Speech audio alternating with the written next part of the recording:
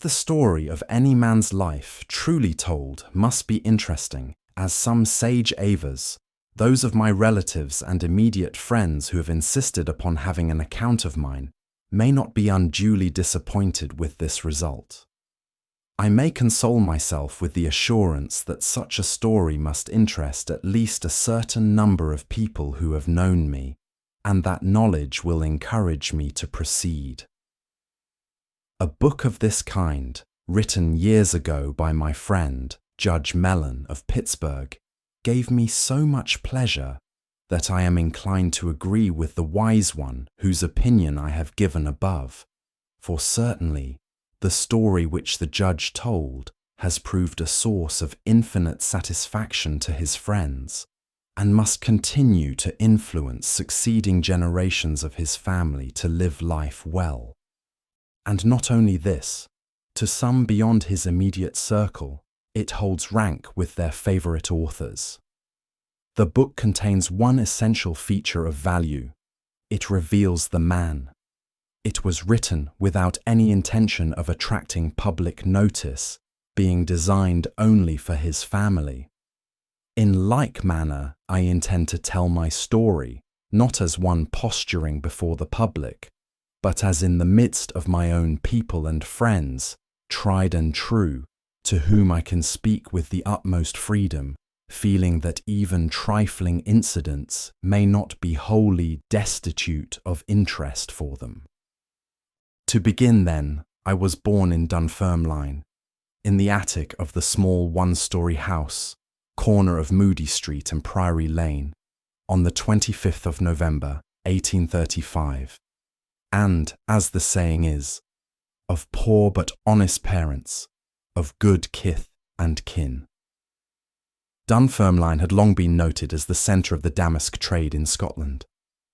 My father, William Carnegie, was a damask weaver, the son of Andrew Carnegie, after whom I was named.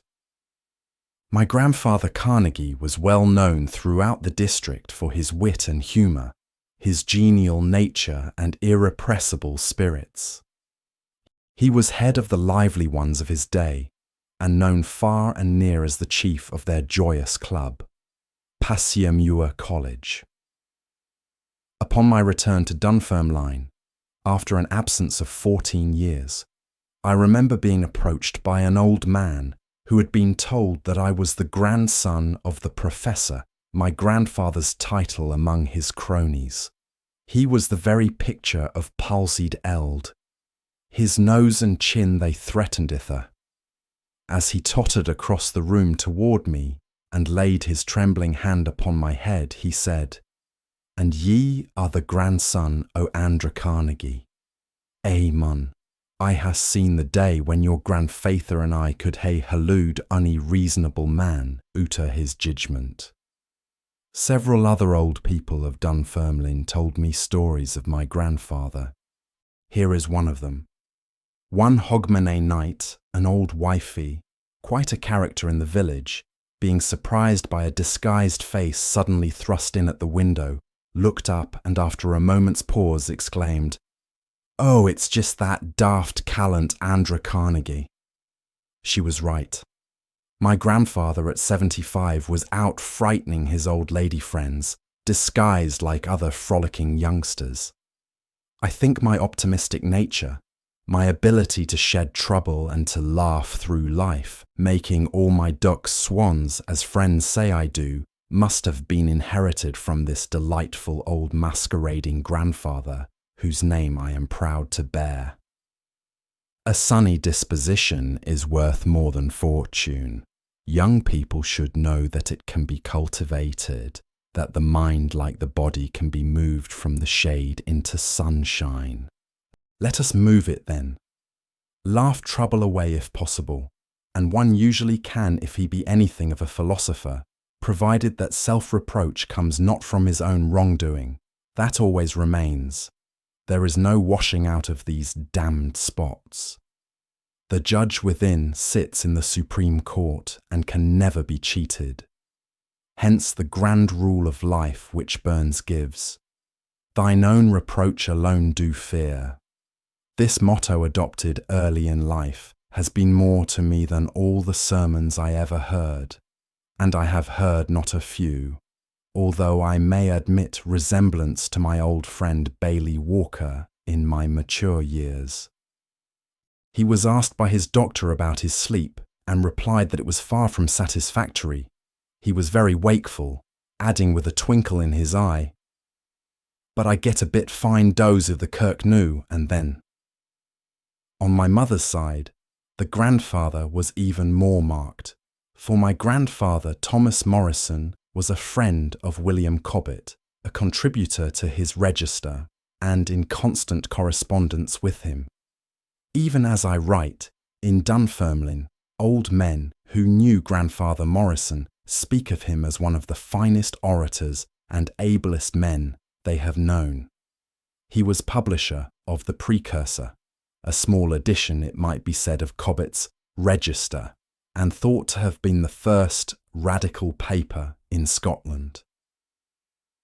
I have read some of his writings, and in view of the importance now given to technical education, I think the most remarkable of them is a pamphlet which he published 70-odd years ago entitled Headication versus Handication. It insists upon the importance of the latter in a manner that would reflect credit upon the strongest advocate of technical education today. It ends with these words, "I thank God that in my youth I learned to make and mend shoes." Cobbett published it in the Register in 1833, remarking editorially, "One of the most valuable communications ever published in the Register upon the subject is that of our esteemed friend and correspondent in Scotland, Thomas Morrison, which appears in this issue. So it seems I come by my scribbling propensities by inheritance. From both sides, for the Carnegies were also readers and thinkers. My grandfather Morrison was a born orator, a keen politician, and the head of the advanced wing of the Radical Party in the district, a position which his son, my uncle Bailey Morrison, occupied as his successor. More than one well-known Scotsman in America has called upon me to shake hands with the grandson of Thomas Morrison. Mr. Farmer, president of the Cleveland and Pittsburgh Railroad Company, once said to me, "I owe all that I have of learning and culture to the influence of your grandfather." And Ebenezer Henderson, author of the remarkable history of Dunfermline, stated that he largely owed his advancement in life to the fortunate fact that while a boy, he entered my grandfather's service. I have not passed so far through life without receiving some compliments, but I think nothing of a complimentary character has ever pleased me so much as this from a writer in a Glasgow newspaper, who had been a listener to a speech on Home Rule in America, which I delivered in St. Andrew's Hall. The correspondent wrote that much was then being said in Scotland with regard to myself and family, and especially my grandfather Thomas Morrison, and he went on to say, "Judge my surprise when I found in the grandson on the platform, in manner, gesture and appearance, a perfect facsimile of the Thomas Morrison of old. My surprising likeness to my grandfather, whom I do not remember to have ever seen, cannot be doubted, because I remember well, upon my first return to Dunfermline, in my 27th year, while sitting upon a sofa with my uncle Bailey Morrison, that his big black eyes filled with tears. He could not speak, and rushed out of the room overcome. Returning after a time, he explained that something in me now and then flashed before him his father, who would instantly vanish but come back at intervals. Some gesture it was, but what precisely he could not make out. My mother continually noticed in me some of my grandfather's peculiarities. The doctrine of inherited tendencies is proved every day and hour, but how subtle is the law which transmits gesture, something as it were beyond the material body. I was deeply impressed. My grandfather Morrison married Miss Hodge of Edinburgh, a lady in education, manners and position, who died while the family was still young. At this time he was in good circumstances, a leather merchant conducting the tanning business in Dunfermline. But the peace after the Battle of Waterloo involved him in ruin, as it did thousands. So that while my uncle Bailey, the eldest son, had been brought up in what might be termed luxury, for he had a pony to ride, the younger members of the family encountered other and harder days. The second daughter, Margaret, was my mother, about whom I cannot trust myself to speak at length. She inherited from her mother the dignity, refinement, and air of the cultivated lady. Perhaps someday I may be able to tell the world something of this heroine, but I doubt it. I feel her to be sacred to myself, and not for others to know. None could ever really know her. I alone did that. After my father's early death, she was all my own. The dedication of my first book tells the story. It was, to my favourite heroine, my mother. Fortunate in my ancestors, I was supremely so in my birthplace.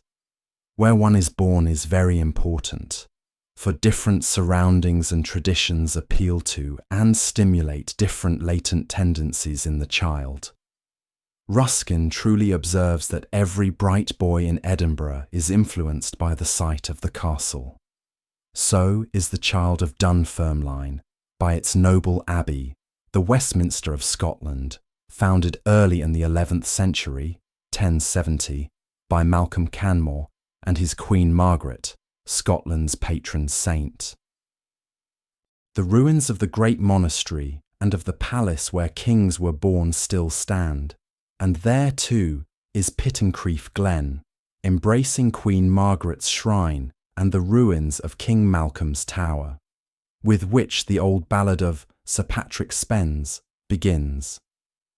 The king sits in Dunfermline Tower, drinking the bluid red wine. The tomb of the Bruce is in the centre of the abbey.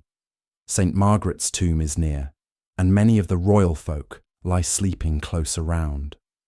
Fortunate indeed, the child who first sees the light in that romantic town, which occupies high ground 3 miles north of the Firth of Forth, overlooking the sea, with Edinburgh in sight to the south, and to the north the peaks of the Ochils clearly in view.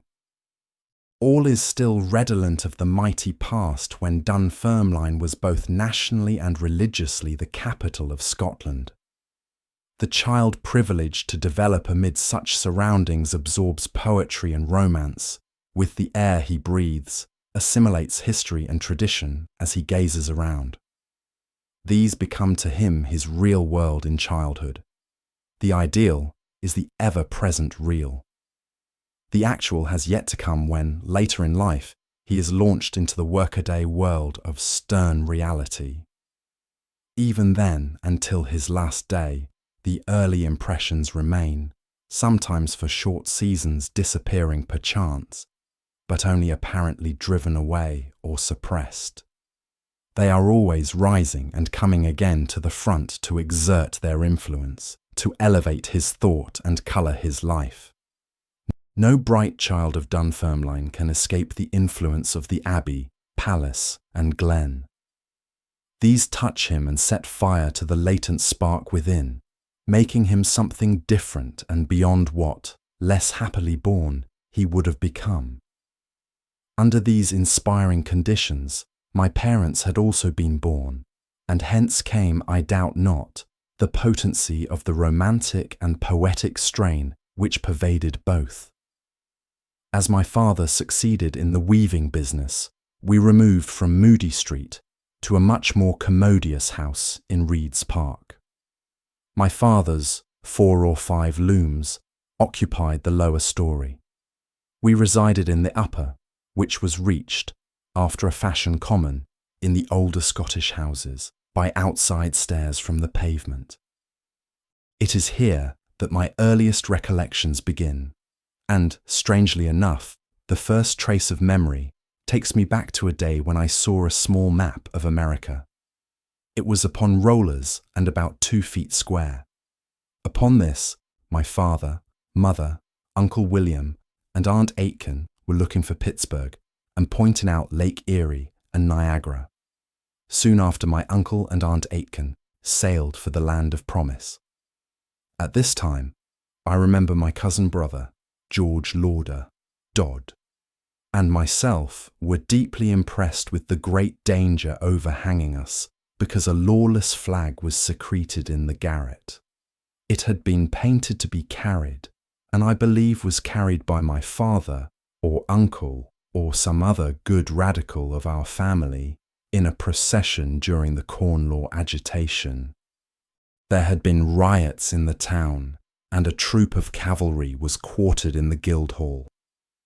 My grandfathers and uncles on both sides, and my father, had been foremost in addressing meetings, and the whole family circle was in a ferment. I remember as if it were yesterday, being awakened during the night by a tap at the back window, by men who had come to inform my parents that my uncle, Bailey Morrison, had been thrown into jail because he had dared to hold a meeting which had been forbidden. The sheriff, with the aid of the soldiers, had arrested him a few miles from the town where the meeting had been held and brought him into the town during the night, followed by an immense throng of people. Serious trouble was feared, for the populace threatened to rescue him, and, as we learned afterwards, he had been induced by the provost of the town to step forward to a window overlooking the high street and beg the people to retire. This he did, saying, "If there be a friend of the good cause here tonight, let him fold his arms." They did so, and then, after a pause, he said, "Now depart in peace." My uncle, like all our family, was a moral force man and strong for obedience to law, but radical to the core and an intense admirer of the American Republic. One may imagine when all this was going on in public, how bitter were the words that passed from one to the other in private. The denunciations of monarchical and aristocratic government, of privilege in all its forms, the grandeur of the republican system, the superiority of America, a land peopled by our own race, a home for free men in which every citizen's privilege was every man's right. These were the exciting themes upon which I was nurtured. As a child, I could have slain king, duke, or lord, and considered their deaths a service to the state, and hence an heroic act. Such is the influence of childhood's earliest associations that it was long before I could trust myself to speak respectfully of any privileged class or person who had not distinguished himself in some good way, and therefore earned the right to public respect. There was still the sneer behind for mere pedigree. He is nothing, has done nothing, only an accident, a fraud strutting in borrowed plumes. All he has to his account is the accident of birth. The most fruitful part of his family, as with the potato, lies underground. I wondered that intelligent men could live where another human being was born to a privilege which was not also their birthright. I was never tired of quoting the only words which gave proper vent to my indignation. There was a Brutus once that would have brooked the eternal devil to keep his state in Rome as easily as a king. But then kings were kings, not mere shadows. All this was inherited, of course. I only echoed what I heard at home. Dunfermline has long been renowned as perhaps the most radical town in the kingdom, although I know Paisley has claims. This is all the more creditable to the cause of radicalism, because in the days of which I speak, the population of Dunfermline was in large part composed of men who were small manufacturers, each owning his own loom or looms. They were not tied down to regular hours, their labours being piecework. They got webs from the larger manufacturers, and the weaving was done at home. These were times of intense political excitement, and there was frequently seen throughout the entire town, for a short time after the midday meal, small groups of men with their aprons girt about them discussing affairs of state. The names of Hume, Cobden and Bright were upon everyone's tongue. I was often attracted, small as I was, to these circles, and was an earnest listener to the conversation, which was wholly one-sided. The generally accepted conclusion was that there must be a change. Clubs were formed among the townsfolk, and the London newspapers were subscribed for. The leading editorials were read every evening to the people, strangely enough, from one of the pulpits of the town. My uncle, Bailey Morrison, was often the reader, and, as the articles were commented upon by him and others after being read, the meetings were quite exciting. These political meetings were of frequent occurrence, and, as might be expected, I was as deeply interested as any of the family, and attended many. One of my uncles or my father was generally to be heard. I remember one evening my father addressed a large outdoor meeting in the pens. I had wedged my way in under the legs of the hearers, and at one cheer louder than all the rest, I could not restrain my enthusiasm. Looking up to the man under whose legs I had found protection, I informed him that was my father speaking. He lifted me on his shoulder and kept me there. To another meeting, I was taken by my father to hear John Bright, who spoke in favour of J.B. Smith as the Liberal candidate for the Stirling burghs. I made the criticism at home that Mr. Bright did not speak correctly, as he said men when he meant man. He did not give the broad a we were accustomed to in Scotland. It is not to be wondered at that, nursed amid such surroundings, I developed into a violent young Republican whose motto was "Death to Privilege." At that time I did not know what privilege meant, but my father did. One of my Uncle Lauder's best stories was about this same J.B. Smith, the friend of John Bright, who was standing for Parliament in Dunfermline. Uncle was a member of his committee, and all went well until it was proclaimed that Smith was a Unitarian. The district was placarded with the inquiry, "Would you vote for a Unitarian?" It was serious. The chairman of Smith's committee in the village of Cairney Hill, a blacksmith, was reported as having declared he never would. Uncle drove over to remonstrate with him. They met in the village tavern over a gill. "Man, I canna vote for a Unitarian," said the chairman. "But," said my uncle, "Maitland is a Trinitarian." "Damn, that's war," was the response. And the blacksmith voted right. Smith won by a small majority.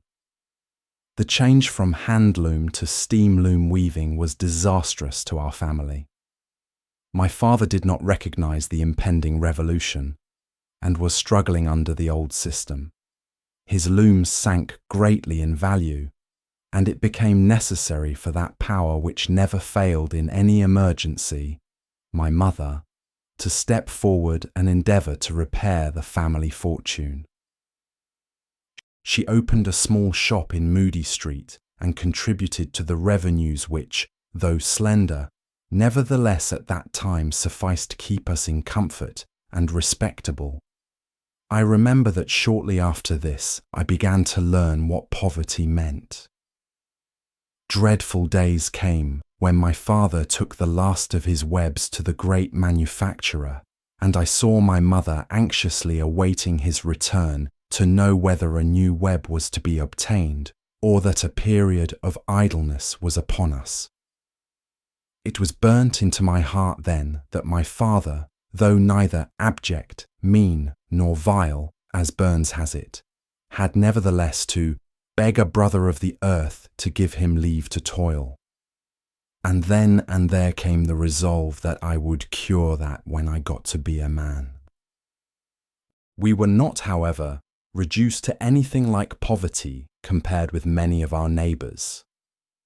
I do not know to what lengths of privation my mother would not have gone that she might see her two boys wearing large white collars and trimly dressed. In an incautious moment, my parents had promised that I should never be sent to school until I asked leave to go. This promise, I afterward learned, began to give them considerable uneasiness, because as I grew up, I showed no disposition to ask. The schoolmaster, Mr. Robert Martin, was applied to and induced to take some notice of me. He took me upon an excursion one day with some of my companions who attended school, and great relief was experienced by my parents when one day, soon afterward, I came and asked for permission to go to Mr. Martin's school. I need not say the permission was duly granted. I had then entered upon my 8th year, which subsequent experience leads me to say is quite early enough for any child to begin attending school. The school was a perfect delight to me, and if anything occurred which prevented my attendance, I was unhappy. This happened every now and then because my morning duty was to bring water from the well at the head of Moody Street. The supply was scanty and irregular. Sometimes it was not allowed to run until late in the morning, and a score of old wives were sitting around, the turn of each having been previously secured through the night by placing a worthless can in the line. This, as might be expected, led to numerous contentions in which I would not be put down even by these venerable old dames. I earned the reputation of being an awful laddie. In this way, I probably developed the strain of argumentativeness, or perhaps combativeness, which has always remained with me. In the performance of these duties I was often late for school, but the master, knowing the cause, forgave the lapses. In the same connection, I may mention that I had often the shop errands to run after school, so that in looking back upon my life, I have the satisfaction of feeling that I became useful to my parents even at the early age of 10. Soon after that, the accounts of the various people who dealt with the shop were entrusted to my keeping, so that I became acquainted, in a small way, with business affairs even in childhood. One cause of misery there was, however, in my school experience.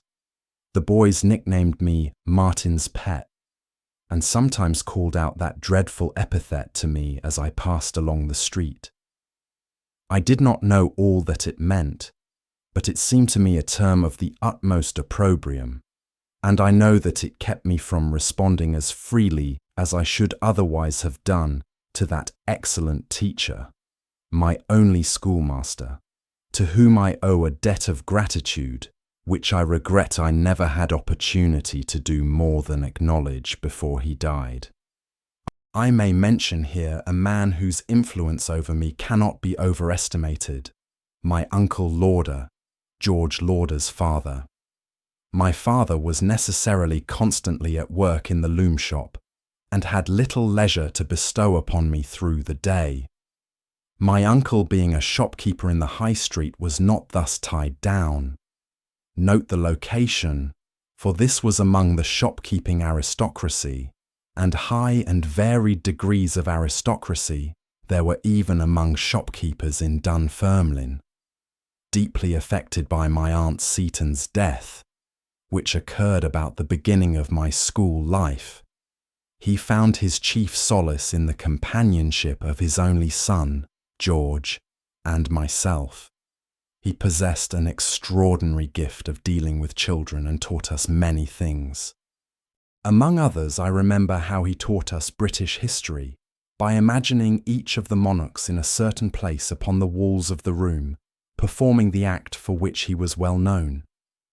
Thus for me, King John sits to this day above the mantelpiece signing the Magna Charta, and Queen Victoria is on the back of the door with her children on her knee.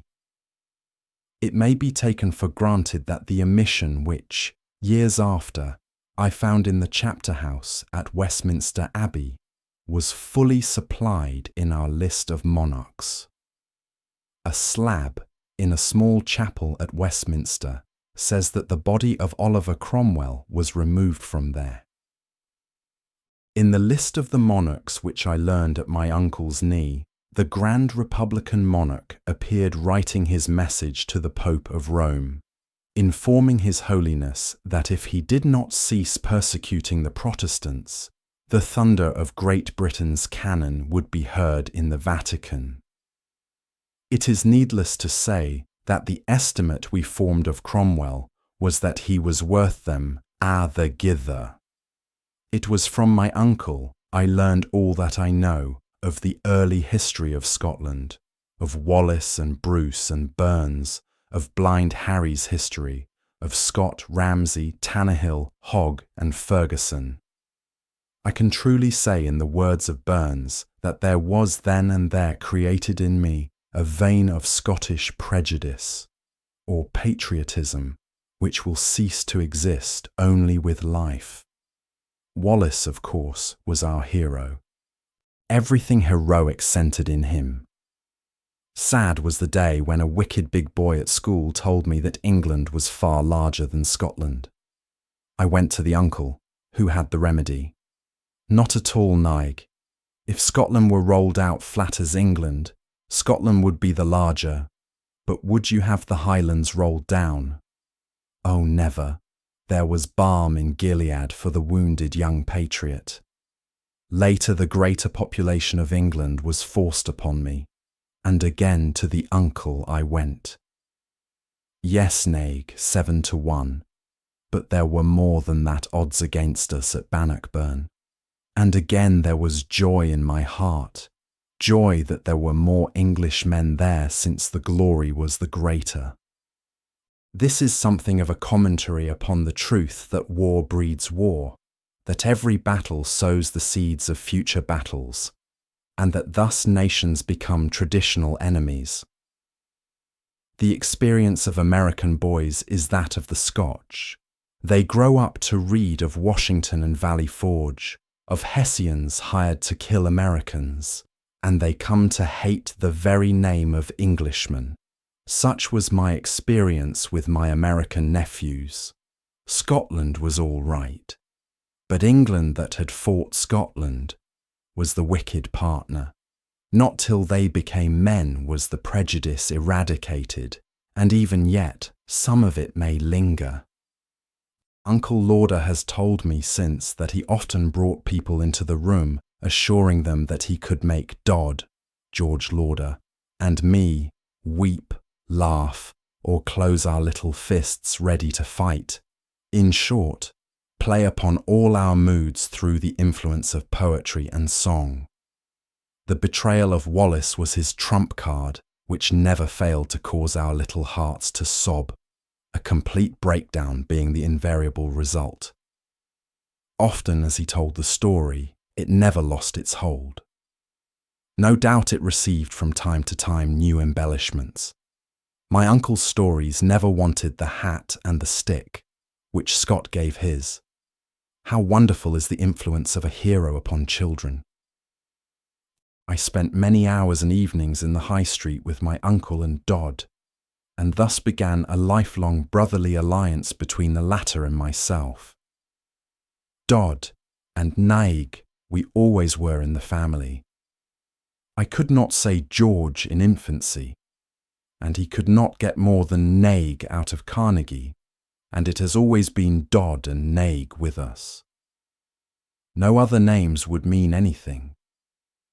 There were 2 roads by which to return from my uncle's house in the High Street to my home in Moody Street at the foot of the town, one along the eerie churchyard of the Abbey among the dead, where there was no light, and the other along the lighted streets by way of the May Gate. When it became necessary for me to go home, my uncle, with a wicked pleasure, would ask which way I was going. Thinking what Wallace would do, I always replied I was going by the Abbey. I have the satisfaction of believing that never, not even upon one occasion, did I yield to the temptation to take the other turn and follow the lamps at the junction of the May Gate. I often passed along that churchyard and through the dark arch of the Abbey with my heart in my mouth. Trying to whistle and keep up my courage, I would plod through the darkness, falling back in all emergencies upon the thought of what Wallace would have done if he had met with any foe, natural or supernatural.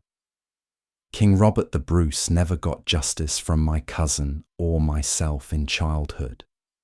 It was enough for us that he was a king, while Wallace was the man of the people. Sir John Graham was our second. The intensity of a Scottish boy's patriotism, reared as I was, constitutes a real force in his life to the very end. If the source of my stock of that prime article, courage, were studied, I am sure the final analysis would find it founded upon Wallace, the hero of Scotland.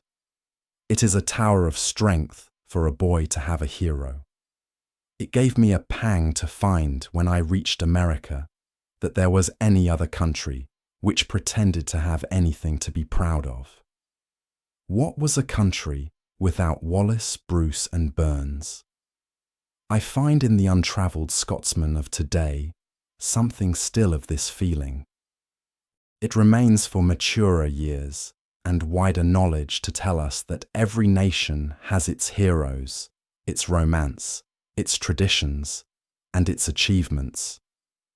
And while the true Scotsman will not find reason in after years to lower the estimate he has formed of his own country and of its position, even among the larger nations of the earth, he will find ample reason to raise his opinion of other nations because they all have much to be proud of. Quite enough to stimulate their sons so to act their parts as not to disgrace the land that gave them birth. It was years before I could feel that the new land could be anything but a temporary abode. My heart was in Scotland. I resembled Principal Peterson's little boy, who, when in Canada, in reply to a question, said he liked Canada very well for a visit, but he could never live so far away from the remains of Bruce and Wallace. 90% of network marketers are invisible on LinkedIn because they use it like a digital billboard. If you want the compound effect to actually work for your brand, you need to stop selling and start positioning. Today, I'm showing you the exact profile shift that turns cold leads into high-ticket partners while you sleep. The 90% trap.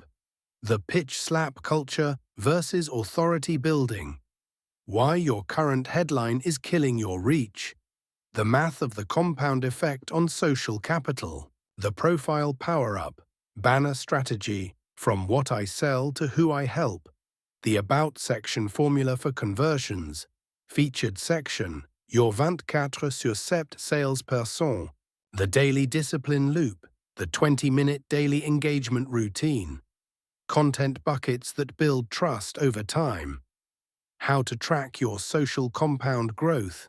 Implementation. First 3 steps to take today. Long-term vision versus short-term hacks. Closing mindset shift.